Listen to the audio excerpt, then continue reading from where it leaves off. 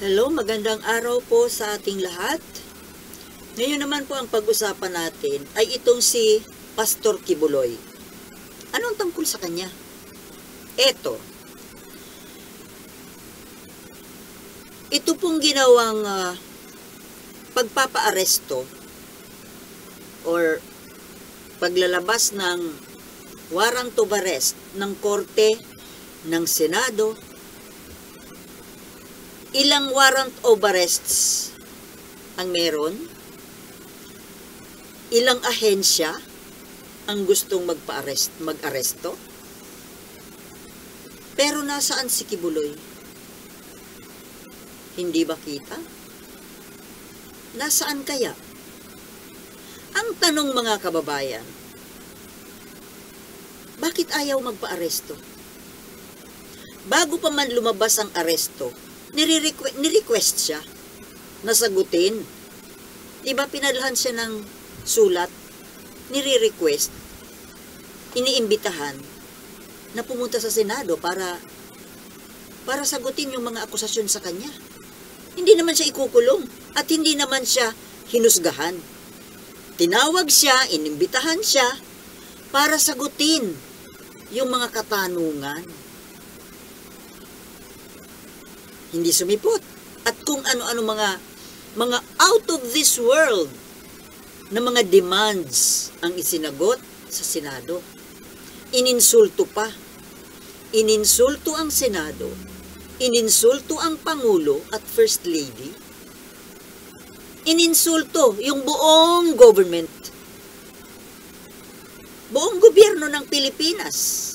Ininsulto niya.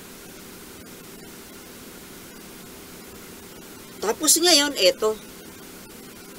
korte na ang nagpapa-aresto sa kanya. Alam mo, ang isang tao po na pinagbibintangan ng isang kasalanan, hindi dapat matatakot kung ikaw ay inosente. Gaya ngang naikwento ko noon, tungkol sa tatay ko na nanuntok ng konduktor, wakwak yung kilay. Hindi siya nagtago. Alam niya, irereklamo siya nung sinuntok niya. Ang ginawa niya, siya pa mismo ang isinuko niya ang sarili niya doon sa pulis. Dahil alam niya mali. Yung tatay namin is a right man. Straight pagdating sa batas. So, isinuko niya sarili niya. Magpapakulong po ako kung kinakailangan. Yan ang sabi niya. Hindi siya kinulong. Pinawalan sa wala. Pinapagamot lang yung natuklap na kilay. Pero kung nagtago ka pa, tumakas ka, pinahirapan mo pa yung mga pulis, doon ka, dagdag pa yung mali mo. Ngayon, itong ginagawa ni Kibuloy, pinapahirapan niya ang mga pulis. Pinapahirapan yung gobyerno. Nagtatago. Bakit ka magtatago? Iniimbitahan ka lang naman para sagutin yung mga nag-aakusa sa iyo. Pero ang sinasabi mo, hinusgahan ka na kaagad. O para hindi ka husgahan, lumabas ka. I-present mo ang sarili mo, isuko mo ang sarili mo. Alam mo, sa ganitong ginagawa na mas pinapabigat yung sitwasyon, pinapahirapan yung mga pulis, pinapabigat lalo yung kaso. Hindi bagay yung isuko mo na kusa ang sarili mo, baka nakuha pa sa magandang usapan ang mga bagay-bagay. Kahit na yung kaso niya sa Amerika, kung kusa ba siyang pumunta doon para sagutin, may kasalanan ka o wala, kailangan mong sagutin. Alam niyo mga kababayan, ang tingin ko po dito kay Kibuloy, sa sobrang yabang niya, sa sobrang taas ng tingin niya sa sarili niya, hindi niya kayang tanggapin kasi na siya ay mananagot sa tao. Kasi ang tingin niya nga sa sarili niya, Diyos. So ikaw tao, sino ka para tanong-tanungin ako? Sino ka para pusasan ako? Alam niyo, sa ganito kasikat na tao, hindi po yan pupusasan. Natural. For respeto na lang. Hindi yan. Kung kusa mong susuko ang sarili mo, bakit ka pupusasan? It's useless. Walang saysay na pusasan ka kasi ang pinupusasan po, yung gustong tumakbo, yung gustong tumakas. Kung isinuko mo ng sarili mo, tatakas ka ba? Sumuko ka na nga Ba't ka pupusasan? Ayaw niya lang po kasing managot sa tao. Batas ng tao. Kasi para sa kanya, siya ang batas. Siya ang Diyos Nakalimutan na ba ninyo? Diyos siya para sa kanya. But, Mr. Kibuloy, Diyos ka sa isip mo. Diyos ka sa mga followers mo. Pero hindi sa buong sanlibutan. Kahit sabihin mo na pag-aari mo ang sanlibutan, kayo lang naman ang naniniwala niyan. Kayo, ilan kayo ng mga membro mo? Kayo lang. Hindi kami naniniwala. At mayroon tayong batas. Batas na dapat sundin ng lahat. Kahit na sabihin mo pang ikaw ang Diyos, hindi naman nga namin yan pinapaniwalaan. Kayo lang naman ang naniniwala na ikaw ay Diyos. Yan kasi sa sobrang kayabangan, ayaw mong maranasan yung dinaranas ng isang ordinaryong tao. Napakalaking sampal nga naman kasi sa'yo na akusahan ka, tatanong-tanungin ka, tapos ikukulong ka. Pero Kibuloy, nakalimutan mo ba na yung mga banal na tao from Jesus Christ, His apostles, John the Baptist, nakulong ang mga yun. Nagpakulong sila. Si Kristo, nung inaresto siya, tumakas ba? Di ba gusto nga siyang iniligtas ni Pedro? Gusto ni Pedro na tagain yung humuhuli kay Kristo. Pinigilan siya ni Kristo. Hayaan mong arestuhin ako. Ngayon, Kibuloy, kung ikaw ay talagang follower ni Jesus Christ, mali. Hindi ka nga pala follower ni Jesus Christ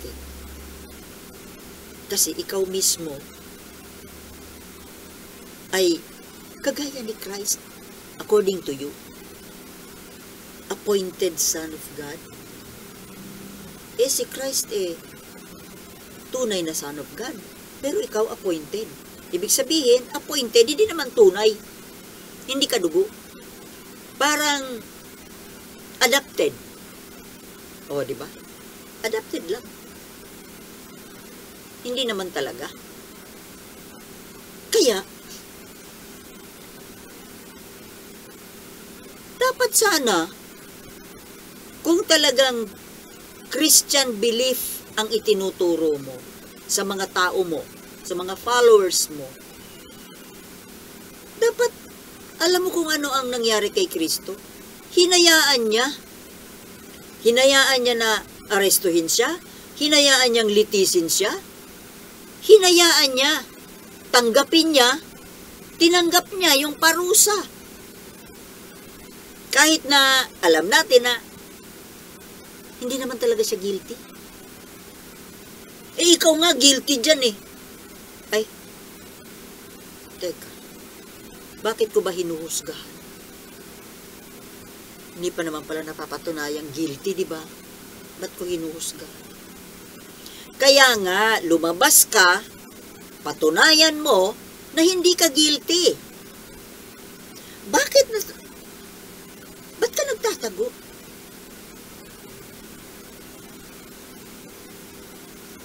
Ipinapain mo yung mga tao mo. Di ba dapat ikaw ang protector nila? Bakit ngayon ginagawa mo silang caution? Ba't ka nagtatago? Ano kinakatakot mo? Sabi mo, Son of God ka.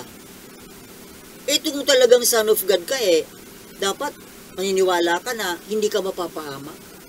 Ililigtas ka.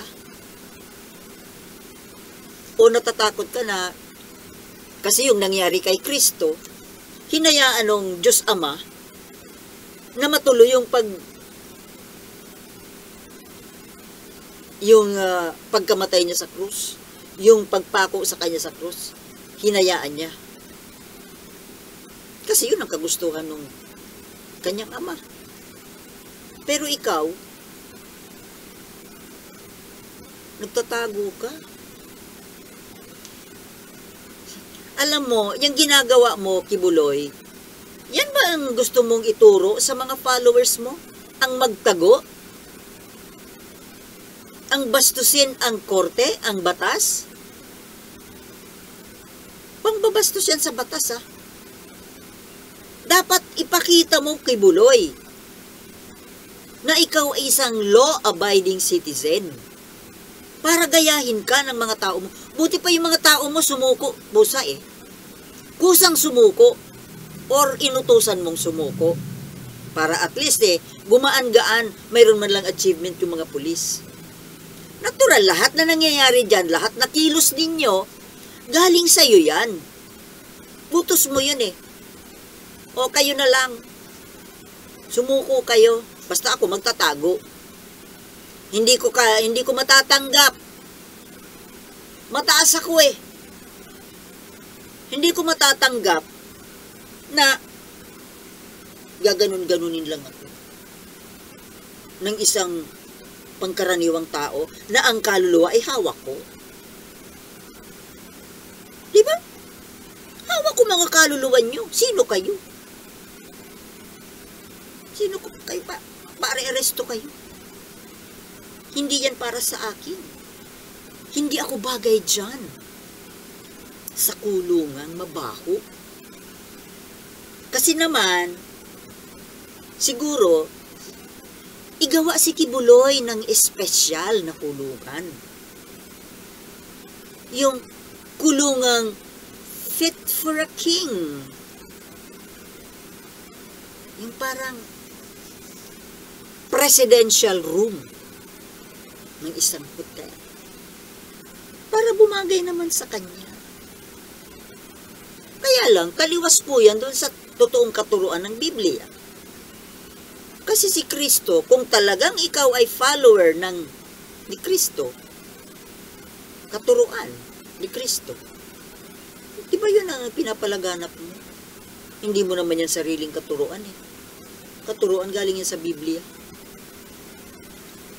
Dapat, kung talagang inaamin mo na ikaw ay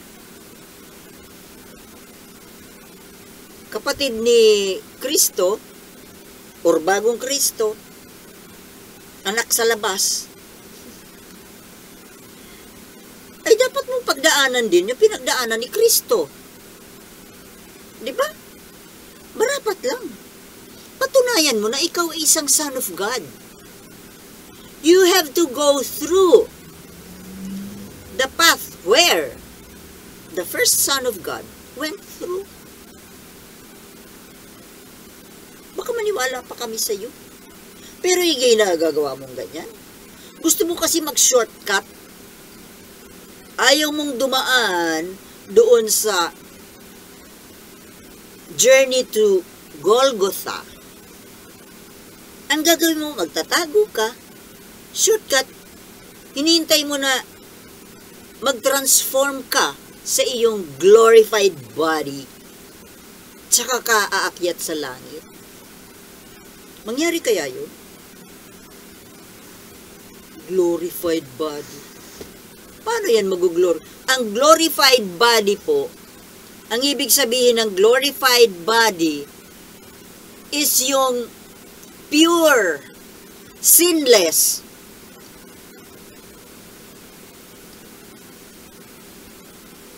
Ano yan? Unpolluted. Unpolluted body, unpolluted mind. Yun ang nagiging glorified. Kagaya nung nangyari kay Kristo. Kaya kung gusto mo maging glorified body, pagdaanan mo yung pinagdaanan ni Kristo, pinagdaanan ng mga apostles, ng mga santo, because they attained that glorified body you're talking about because they went through what they have gone through. Do you get it? Lumabas ka na dyan sa lungga. Alam niyo kasi mga kababayan, ang mali din kasi nitong mga pulis. O baka naman, halata naman kayo, mga otoridad na parang yung ginagawa ninyo, pakitang tao lang na kumilos kayo. Pero kung talagang gusto ninyong mahuli si Kibuloy, makikipag-coordinate kayo kay yung nasa Amerika. Yung nagsiwalat ng mga kabahuan ni Kibuloy. Yung si Miss Arlene Stone, nandiyan lang siya, Pwede niyong kontakin. Willing siya makipagtulungan. At siya ang makakatulong sa inyo, hindi yung mga, hindi niyo mahuhuli. And you're not willing to. Kung ako kay PBBM, mag-hire na ako ng mga Israeli. O di ba yung mga Israeli? Napasok nila yung mga tunnel ng mga Hamas? O kaya yung ano ba yung sa England?